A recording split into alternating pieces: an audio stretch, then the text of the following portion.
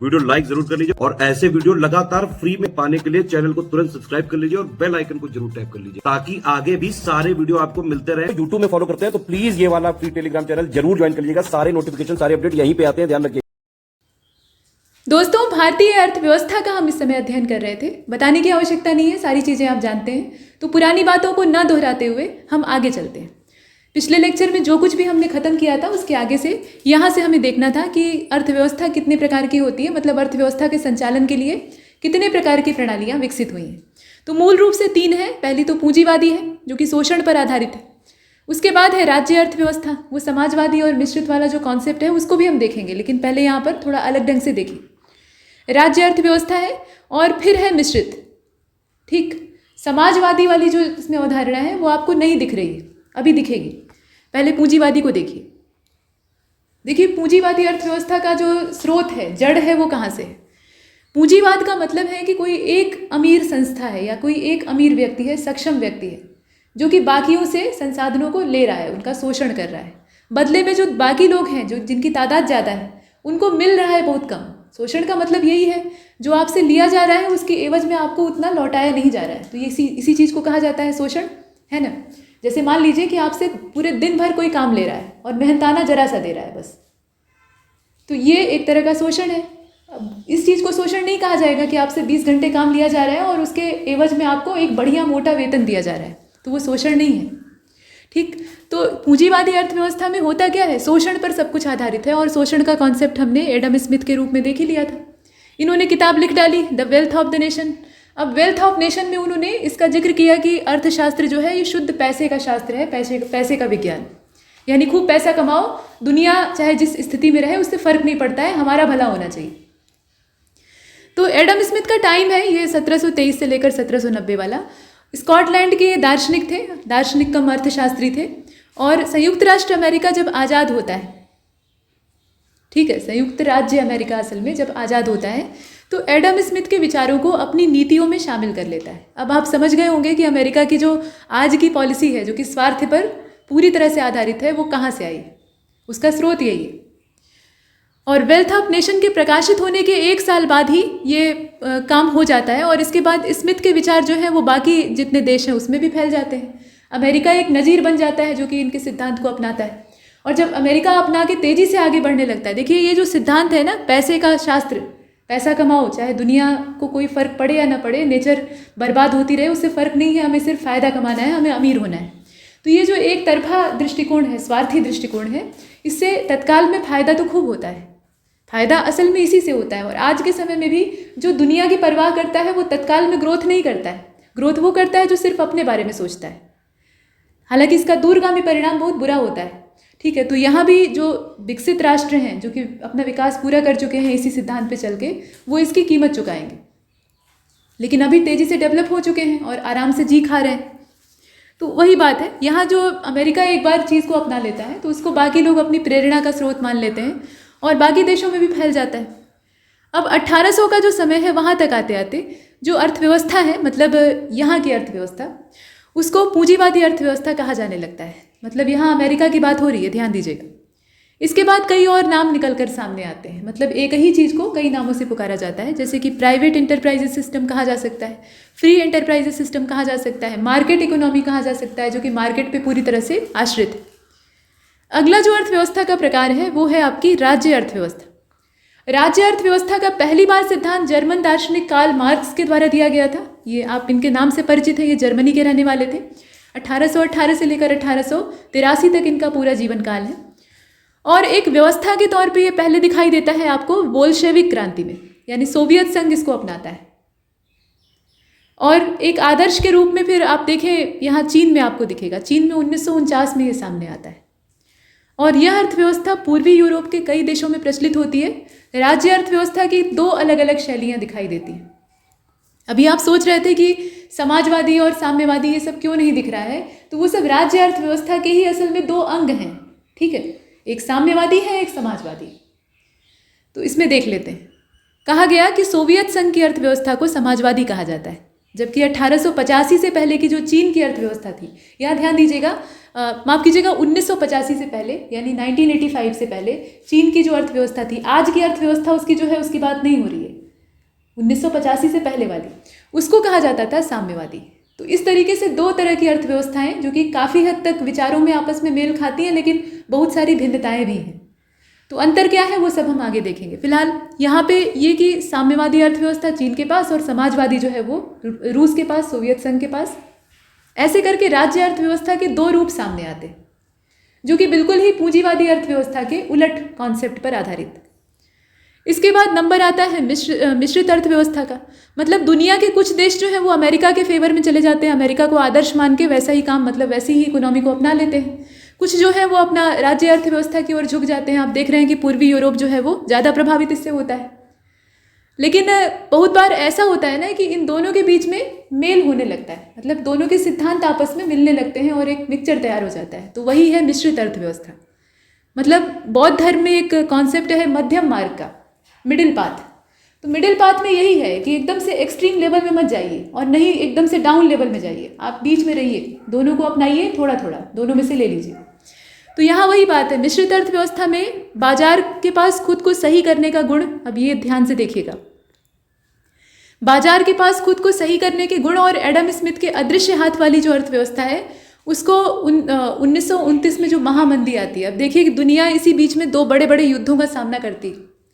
पहला विश्व युद्ध बीत चुका था और ये समय उसके बाद का है, मतलब पहले और दूसरे विश्व युद्ध के बीच की जो खाई थी उस बीच के समय की बात की जा रही है। और ये आर्थिक महामंदी का दौर था, मतलब पूरी दुनिया जो है वो मंदी की शिकार हो गई थी, आर्थिक ढांचा तहस नहस हो गया था और अगले युद्ध की आशंका मंडरा रही थी। तो मिश्रित अर्थव्यवस्था में समाजवाद और पूंजीवाद की सबसे अच्छी विशेषताओं को शामिल किया गया। देखिए, जब इंसान तकलीफ में आता है, ऐसे तो वो सिर्फ अपने स्वार्थ के बारे में सोचता है, लेकिन जब दिक्कतें उसके सिर पर आ जाती हैं तब वो मध्यम मार्ग निकालने के लिए आगे जाता है। तो यहाँ भी वही बात है, पूंजीवादी अर्थव्यवस्था को अपनाकर जो काम किया गया उसका नतीजा होता है कि एक भयंकर युद्ध छिड़ता है। वो स्वार्थ का ही नतीजा था, ठीक है, उसके पीछे व्यक्तिगत स्वार्थ ही था जो कि टकराव उत्पन्न करता है। तो उस संभावना को टालने के लिए यहाँ जो मिश्रित अर्थव्यवस्था का सिद्धांत है उसको लाया जाता है। तो अब मिश्रित अर्थव्यवस्था में होता क्या है, जन सामान्य को तथा समाज के जो कमजोर वर्ग होते हैं, अब यहाँ सबका ध्यान रखा जाता है। तो जो कमजोर वर्ग होते हैं उनके हितों का संवर्धन करने के लिए अब यहाँ जो नियंत्रण है वो सरकार अपने हाथ में लेती है और व्यक्तिगत स्वतंत्रता और सहारा ये सरकार के द्वारा, यानी जो वहाँ की गवर्नमेंट होती है, सर्वोच्च सत्ता होती है, उसके द्वारा नियंत्रित किया जाता है, ताकि कोई बड़ा अमीर आदमी, बड़ी जो अमीर संस्था है वो गरीबों का शोषण न कर सके, गरीबों को भी उनके अधिकार, या जो मध्यम वर्गीय हैं उनको भी उनके अधिकार प्राप्त हों। इसीलिए कुछ सेवाएं जो हैं वो सार्वजनिक क्षेत्र की होती हैं, ठीक है, वो पब्लिक सेक्टर होता है जो कि गवर्नमेंट के हाथ में आमतौर पे होता है। और कुछ सुविधाएं जो हैं वो उन पूंजीपतियों को भी मिलती हैं कि वो अपना स्व उद्यम लगा सकते हैं, अपने तरीके से व्यापार व्यवसाय कर सकते हैं, हाँ वो भी रोजगार दे सकते हैं, वो भी एम्प्लॉयमेंट जनरेट करते हैं। तो यहाँ दोनों के लिए अवसर खुले रहते हैं, कहने का मतलब ये, ठीक। अब भारतीय अर्थव्यवस्था जो है वो मिश्रित है, कहा तो यही जाता है कि मिक्स इकोनॉमी है, लेकिन धीरे धीरे करके ये पूंजीवादी अर्थव्यवस्था की ओर झुक रही है। इसका मतलब क्या है कि अपना देश विकसित हो रहा है, विकासशील तो है ही है, अभी कोई संदेह नहीं है इसमें, लेकिन ये विकसित हो रहा है। और विकसित देशों का सबसे बड़ा ऐब यही होता है कि पूंजीवाद की ओर धीरे धीरे करके उनकी इकोनॉमी जो है वो झुकना शुरू हो जाती है। तो ये मामला है। अब इसके बाद देखते हैं आगे, क्योंकि यहाँ आर्थिक नियोजन के साथ साथ जो निजी और सार्वजनिक क्षेत्रों के आर्थिक कार्य क्षेत्र हैं उनको स्पष्टतया परिभाषित किया गया, मतलब चीज़ें जो है वो बिल्कुल क्लियर डिफाइन की गई। अब आगे देखते हैं, यहाँ देखें अर्थशास्त्र को दो भागों में बांटा गया है। ये सब एनसीईआरटी में आप पढ़ चुके होंगे, वही चीज़ें हैं। एक तो माइक्रो इकोनॉमिक्स है और दूसरा माइक्रो इकोनॉमिक्स है। यहाँ आई और ए का अंतर है। तो व्यष्टि अर्थशास्त्र है और समष्टि अर्थशास्त्र है। सिर्फ एक अल्फाबेट से पूरा जो मतलब है वो बदल जाएगा। तो व्यष्टि अर्थशास्त्र का मतलब क्या है, देखिए, व्यष्टि अर्थशास्त्र ये एक ऐसा क्षेत्र होता है जो इस बात का विश्लेषण करता है कि अर्थव्यवस्था में बुनियादी तत्वों के रूप में क्या देखा जाता है, और इसमें व्यक्तिगत एजेंट और बाजार, उनकी बातचीत का क्या नतीजा निकल रहा है वो सब शामिल किया जाता है। व्यक्तिगत एजेंटों में शामिल कौन कौन से लोग हो सकते हैं, तो इसमें घर हो सकता है, फर्म हो सकता है, खरीदार हो सकते हैं, विक्रेता भी हो सकता है, वो भी इसमें शामिल हो सकता है। और इसीलिए चूंकि इसे एक सिंगल लेवल पे देखा जाता है, एक इंडिविजुअल को इसमें केंद्र माना जाता है, तो इसीलिए इसको सूक्ष्म अर्थशास्त्र कहा जाता है और अंग्रेजी में नाम दिया गया है माइक्रो इकोनॉमिक्स। इसके बाद है समष्टि। तो समष्टि जैसा नाम है वैसा काम है, यहाँ समूह की बात होगी, मतलब सामूहिक तौर पर देखा जाएगा। तो इसमें जो विश्लेषण होता है वो ऐसी प्रणाली के रूप में दिखाई देगा जहाँ हम उत्पादन की बात करें, खपत की बात करें, इसके अलावा आप निवेश की जो परस्पर क्रियाएं हैं उन पर चर्चा करें, और इसे प्रभावित करने वाले जितने कारक हैं जैसे कि श्रम है, श्रम प्रभावित करेगा उत्पादन को, सीधी बात है, पूंजी प्रभावित करेगी ही, और भूमि के जो संसाधन है या रोजगार की स्थिति है, मुद्रास्फीति है, आर्थिक विकास है, सार्वजनिक नीतियां हैं, तमाम चीज़ें प्रभावित करती हैं। ठीक है, एक कोई इसमें कारक नहीं है जो कि प्रभाव डालता है, बहुत सारे हैं। तो उन सब का समेकित अध्ययन हम करते हैं। इसे वृहद अर्थशास्त्र कहा जाता है। ये बड़ा है, मतलब बड़ा दृष्टिकोण इसमें अपनाया जाता है। तो यहाँ कुछ आधारभूत अंतर दिया हुआ है, मतलब तुलनात्मक अंतर है, ताकि आप बेहतर समझ पाएं। वो देखने के बाद हम कुछ महत्वपूर्ण घटकों को भी देखेंगे, लेकिन ये जो टेबल है ये काफ़ी ज़्यादा इंपॉर्टेंट है।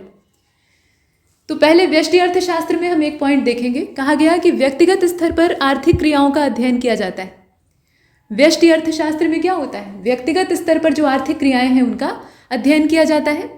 मतलब एक उपभोक्ता हो सकता है, एक फर्म हो सकता है, एक उत्पादक हो सकता है, मतलब जो रहेगा वो एक ही रहेगा। समष्टि में क्या है? यहाँ समूहों का अध्ययन किया जाता है, मतलब संपूर्ण आर्थिक क्रियाएं इसमें शामिल हो सकती हैं, और राष्ट्रीय आय, कुल उपभोग, सामान्य कीमत स्तर, ये सब कुछ इसमें इन्वॉल्व हो सकता है। व्यष्टि अर्थशास्त्र में और क्या लिख सकते हैं? लिख सकते हैं कि व्यक्ति और व्यक्तिगत व्यवहार का इसमें अध्ययन होता है। ठीक, व्यक्ति और उसका जो व्यक्तिगत बर्ताव है, व्यवहार है, क्रियाकलाप है, उसका अध्ययन होता है। जबकि समष्टि अर्थशास्त्र में समाज और समाज के व्यवहार का अध्ययन होता है। व्यक्ति से ही समाज बनता है, बहुत सारे व्यक्तियों से, तो एक समूह का अध्ययन इसमें करते हैं।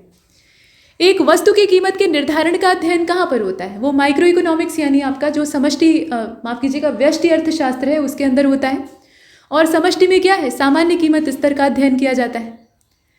व्यष्टि आर्थिक समस्याओं के निदान में कीमत संयंत्र अर्थात मांग और पूर्ति बलों की क्रिया जो है वो निर्णायक होती है। यहाँ मांग और पूर्ति पर ही सब कुछ टिका हुआ होता है।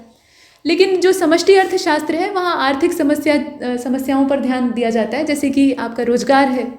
ठीक है, रोजगार रहेगा तो आर्थिक स्थिति अच्छी रहेगी, सीधी बात है। तो ये आर्थिक समस्या से जुड़ा हुआ मामला है। रोजगार है, गरीबी है, स्फीति है यानी महंगाई। इस तरह के समाधान में सरकारी भूमिका क्या है, उसका जो विश्लेषण है, निर्णयन है, वो यहाँ पर किया जाता है। यह है समष्टि अर्थशास्त्र। अगला जो हमारा कॉन्सेप्ट है उसमें हम व्यष्टि अर्थशास्त्र के कुछ महत्वपूर्ण घटकों को देखने वाले हैं। तो उपभोक्ता व्यवहार नियंत्रण ये पहला घटक है इसका। ठीक है, यहाँ बात हो रही है व्यष्टि अर्थशास्त्र की, तो उपभोक्ता व्यवहार नियंत्रण ये पहला हो गया। दूसरा है उत्पादक व्यवहार नियंत्रण। ये सिद्धांत हैं, असल में ये प्रिंसिपल हैं जिन्हें कि हम यहाँ पर अलग अलग रूपों में देख रहे हैं। तो उपभोक्ता व्यवहार की अगर बात की जाए तो इसके अंतर्गत ये अध्ययन किया जाता है कि किस प्रकार एक उपभोक्ता अपनी आय के अपनी आमदनी को विभिन्न प्रयोगों में आवंटित करता है। ठीक है, और आवंटित किस लिए करता है? ताकि वो संतुष्टि प्राप्त कर सके। तो उसके जो व्यवहार का नियंत्रण है, और नियंत्रण का मतलब यहाँ पे ये नहीं कि उसके ऊपर कंट्रोल किया जाएगा और उसे दबाकर उससे जो चाहे वो मनवा लिया जाएगा। मतलब वो अपने व्यवहार को जैसे नियंत्रित करता है उसकी हम बात कर रहे हैं। तो कोई भी उपभोक्ता जो कमाता है, जो उसे आय होती है अलग अलग स्थानों से, उनको वो वहाँ पे आवंटित करता है जहाँ से उसे संतुष्टि मिल सके। उनसे वो सामान खरीदेगा या उस चीज़ पर उसे व्यय करेगा जहाँ से वो अधिकतम संतुष्टि को प्राप्त कर सके। ठीक है, तो ये चीज़ हमने देखी। इसके बाद उत्पादक व्यवहार सिद्धांत को देख लीजिए। तो इसमें यह अध्ययन किया जाता है कि उत्पादक निर्णय कैसे लेता है। उपभोक्ता को तो हमने देख लिया कि वो अपना पैसा इन्वेस्ट कर रहा है, कुछ चीज़ें ले रहा है जिससे कि वो संतुष्ट हो सके। उत्पादक क्या कर रहा है? तो उत्पादक ये फैसला लेगा कि वस्तु का उत्पादन कितना करना है, किस चीज़ का उत्पादन करना है, मतलब क्या ऐसी चीज़ का हम प्रोडक्शन करें जिससे कि हमें ज़्यादा फायदा हो। तो ये उपभोक्ता और उत्पादक का जो आपसी तालमेल है उसको आप देख रहे हैं व्यष्टि अर्थशास्त्र के महत्वपूर्ण घटकों के तौर पे। इसके बाद जो अगला हमारा कॉन्सेप्ट है वो है कीमत सिद्धांत। ये भी इसके घटक में आता है। उपभोक्ता और उत्पादक का तो आपस में तालमेल आपने देख लिया, लेकिन यहाँ पर बात कीमत पर भी आकर टिकती है। तो कीमत का सिद्धांत ये कहता है कि व्यष्टि अर्थशास्त्र में ये सबसे पहली चीज़ तो ये है कि ये सबसे महत्वपूर्ण है, क्योंकि कीमत अगर संतोषजनक नहीं रहेगी, मान लीजिए कि जो उत्पादक है उसके द्वारा एक कीमत निर्धारित की गई, अब उस कीमत पर जो उपभोक्ता है वो संतुष्ट नहीं हो रहा है, उसे ऐसा लग रहा है कि ये कीमत ज़्यादा है। ठीक, तो ऐसी परिस्थिति में फिर क्या होगा? मतभेद पैदा होगा। तो यहाँ कीमत सिद्धांत है और कीमत सिद्धांत में ये अध्ययन किया जाता है कि बाजार में वस्तुओं की कीमत कैसे निर्धारित की जाए, कैसे निर्धारित की जाए कि ज़्यादा से ज़्यादा उपभोक्ता जो है उन वस्तुओं की ओर आकर्षित हो और हमें अपना मुनाफा भी मिल जाए। तो कीमतों का निर्धारण सोच समझ कर करना चाहिए और उस सिद्धांत को हम यहाँ पर देख रहे हैं। इसके बाद जो हमारा अगला कॉन्सेप्ट है वो है वक्र, यानी लॉरेंज, गिनी गुणांक, लॉफेर वक्र, फिलिप्स वक्र, इसके अलावा कुजनेट्स है, ये सारे। ठीक है, तो इसमें लॉरेंज वक्र जैसे आप देख रहे हैं, ये वक्र का मतलब ग्राफ है, तो ग्राफिकल रिप्रेजेंटेशन से हम तमाम चीज़ों को दिखा सकते हैं। मतलब जो चीज़ें ऐसे आप थ्योरेटिकल तरीके से नहीं समझ पाते हैं, लिखे हुए तौर पे नहीं समझते हैं, चित्र के माध्यम से बेहतर समझ में आती है। तो ग्राफ जो है वो तुलनात्मक अध्ययन के लिए एक अच्छा स्रोत माने जाते हैं।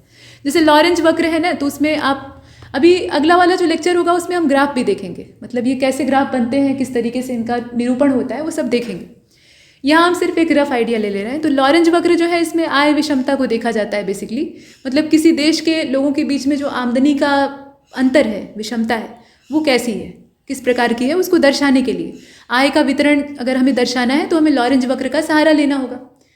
किस ग्राफ के द्वारा किस चीज़ को रिप्रेजेंट किया जाता है, कम से कम इतना आपको पता होना चाहिए। वैसे ही लाफेर है, तो लाफेर में आप देखते हैं कि जो संग्रहित कर और राज्य प्राधिकरण के द्वारा लगाए गए कर होते हैं, उनके बीच का संबंध देखा जाता है। मतलब करों की दर जैसे जैसे आप बढ़ाते हैं, छोटे स्तर से बड़े स्तर की ओर ले जाते हैं, तो कर का संग्रह ऑब्वियस सी बात है बढ़ेगा। उसी चीज़ को यहाँ रिप्रेजेंट किया जाता है। ठीक है, लेकिन यहाँ जो ग्राफ होता है वो हमको ये दिखाता है कि एक सीमा तक पहुँचने के बाद उसमें गिरावट आती है। गिरावट क्यों आती है ये भी हम आगे देखेंगे। इसके बाद फिलिप्स वक्र है, कई बार पूछा गया है, ये बेरोजगारी और मुद्रास्फीति की दरों के बीच में संबंध बताता है। तो कम से कम इतना तो आपको पता होना ही चाहिए। पूरा आप रामायण न भी देख लें तो उसकी जो चौपाइयाँ हैं वो आपको पता होनी चाहिए। ठीक है, कौन सी चौपाई किस कांड से ली गई। रामचरितमानस या रामायण में जो चौपाइयाँ और दोहे होते हैं, उनका अगर आपको स्रोत पता है, क्षेत्र पता है कि ये बाल कांड से लिया गया है, ये अयोध्या कांड से लिया गया है, तो आप आराम से उसका जो घटनाक्रम है उसको मैच कर सकते हैं, पकड़ सकते हैं कि ये कौन सी घटना पर कही गई चौपाई या दोहा है। ठीक वैसे ही यहाँ जितने भी सिद्धांत हैं उनका अगर बेसिक आपको पता है कि मतलब किस चीज़ को आधार बना के उन्हें बनाया गया है, जैसे ग्राफ है तो किस तरह से उनका मतलब किस चीज़ के बेस पे उसका निरूपण किया गया है, तो बहुत आराम से आप प्रश्नों को सही कर सकते हैं। बाकी हम विस्तार से तो देखेंगे। ठीक है, तो इस लेक्चर में इतना ही। ये थोड़ा छोटा लेक्चर था। छोटा इसलिए रखा गया क्योंकि ग्राफ जो है वो इसमें ख़त्म नहीं हो पाएंगे और अटक जाएंगे। तो अगले वाले में सिर्फ और सिर्फ हम ग्राफों को देखेंगे। इसमें इतना ही। तब तक के लिए नमस्कार।